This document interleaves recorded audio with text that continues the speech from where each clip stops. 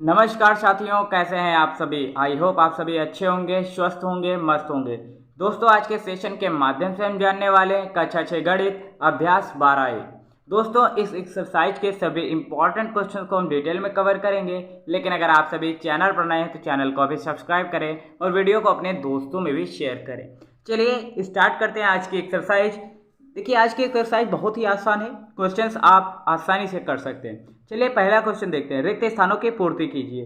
पहला दिया गया है यहाँ पर 3 का 4 से अनुपात, 3 का 4 से अनुपात। ठीक है, यहाँ पर आपको अनुपात ही सिर्फ और सिर्फ ज्ञात करना है। कैसे करेंगे? 3 और 4 का अनुपात कह रहा है तो 3:4। ये जो चिन्ह होता है इसे कहते हैं अनुपात। ठीक है, ये आपको याद रखना है। ठीक है, इस तरह से करना था। सेकंड क्या कह रहा है? 4 का 3 से अनुपात, 5 का 3 से अनुपात कह रहा है, तो आपको करना क्या है? 5:3 लिख देना और यही आपका आंसर आ रहा होगा। ठीक है, उसके बाद तीसरा क्या दिया गया है? तीसरा दिया गया है 2 का 7 से अनुपात, यानी कि 2 का 7 से अनुपात यानी कि 2:7, यही आपका आंसर आ रहा होगा। चौथा क्या कह रहा है? 4 का, फिर रिक्त स्थान दिया गया है 4:7 दिया गया है, यानी कि वह संख्या आपको ज्ञात करनी है तो 7 होगी, क्योंकि 4:7 दिया गया है और यहाँ पर 4 अनुपात दिया गया है।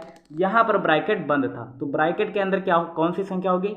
जब दी नहीं गई है, और यहाँ से आप देखकर अंदाजा लगा सकते हैं कौन सी संख्या यहाँ पर भरी जाएगी, यानी कि 4:7 होगा। ठीक है, चलते हैं सेकंड क्वेश्चन की तरफ। सेकंड क्वेश्चन में आपको अनुपात ज्ञात करना है।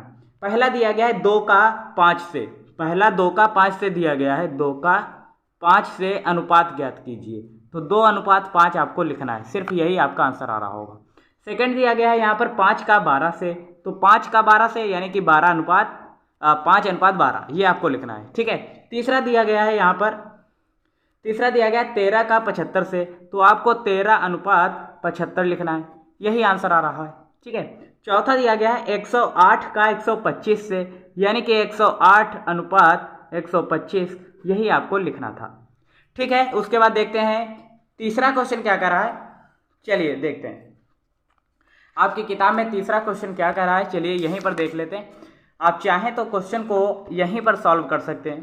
क्वेश्चन क्या कर रहा है? निम्नांकित तालिका को निम्नांकित पुस्तिका में लिखिए। ठीक है, रमेश सीमा के प्रत्येक विषय के प्राप्तांकों को अनुपात में लिखना है। ठीक है, ये विषय दिए गए हैं, इधर रमेश के द्वारा अर्जित किए गए अंक और इधर सीमा के द्वारा अर्जित किए गए अंक। हिंदी में 60 रमेश के थे, 53 सीमा के थे, तो अनुपात 60:53 किया गया। इनका और इनका अनुपात ही सिर्फ लिखना है, तो 53 और 65 का अनुपात इस तरीके से कितना होगा? 53:65, इस तरह से आपको भरना है। उसके बाद 75 और 62 का, तो 75:62। ठीक है, इस तरह से आप भी कर सकते हैं। उसके बाद दिया गया 48 और 55 का, तो 48 और 55 का अनुपात लिख देंगे। 63 और 71 दिया गया है, तो 63 और 71 का अनुपात हम इस तरीके से लिख देंगे। ठीक है, यहीं पर क्वेश्चन हो जाता तो हमने कर दिया है। चौथा क्वेश्चन करने से पहले हम पांचवा क्वेश्चन करेंगे। ठीक है, पांचवा क्वेश्चन क्या करें? निम्नांकित सारणी को अभ्यास पुस्तिका में लिखिए और रिक्त स्थानों की पूर्ति कीजिए। यहाँ पर दिया गया अनुपात 7:8। यहाँ पर देखिए अनुपात दिया गया है पूर्व पद उत्तर पद। ठीक है, पूर्व पद क्या होता है? जो पहले अनुपात में दिया गया होता है, और उत्तर पद होता है जो बाद में अनुपात में दिया गया था। जैसे 7:8 दिया गया, उसका पूर्व पद यानी कि पहले जो आया वो 7 है, उत्तर पद क्या होगा? 8 होगा। ठीक है, इसमें 13:21 दिया गया है। पूर्व पद क्या होगा? यानी कि पहले, पूर्व पद का मतलब होता है पहले, तो पहले कौन आया है? 13। उसके बाद उत्तर पद 21 दिया गया है। यहाँ पर आपको पूर्व पद लिखना है। पूर्व पद कौन आया है? पहले 73 आया है। उसके बाद कह रहा है उत्तर पद लिखिए, तो उत्तर पद यानी कि बाद में कौन आया है? 85, यही आपको लिखना था। अब करते हैं चौथा क्वेश्चन। चौथा क्वेश्चन क्या कर रहा है? चलिए देखते हैं। चौथा क्वेश्चन कह रहा है एक आयताकार खेत की लंबाई 29 मीटर है, चौड़ाई 25 मीटर है, तो खेत की लंबाई और चौड़ाई का अनुपात ज्ञात कीजिए। ठीक है, पहले आप जान लीजिए आयत क्या होता है। ठीक है, बेसिक चीजें आपको पता होनी चाहिए।